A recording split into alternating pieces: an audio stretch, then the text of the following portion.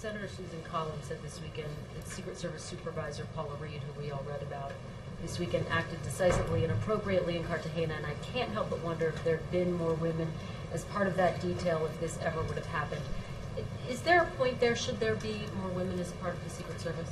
Well, I would simply say, as I did earlier, that assessments of the institution, culture, broader questions about the mission, I think need to be held in reserve while this investigation into a specific incident is completed. And in many ways, I think that those questions will be looked at broadly, but also specifically by the Secret Service, as is appropriate. But so I don't have a comment specifically to that beyond what I've said. Victoria? I understand you can't necessarily speak to that, but if the percentage of women in the Secret Service is indeed 11%, you can speak to that, correct?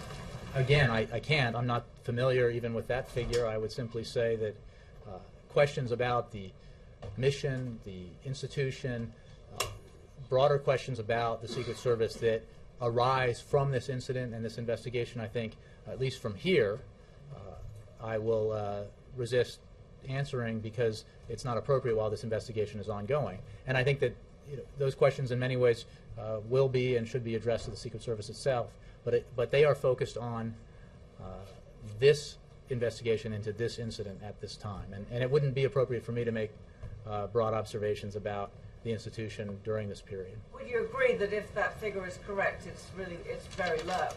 Well, again, you're saying if that figure is correct, what do I think about it? I don't know that figure to be correct or incorrect.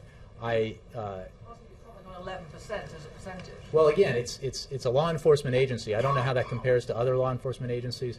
I would simply ask that you can ask the questions, but I would ask for understanding for why I'm not going to make broad assessments of the institution itself, its mission, its culture, while this specific investigation is going on.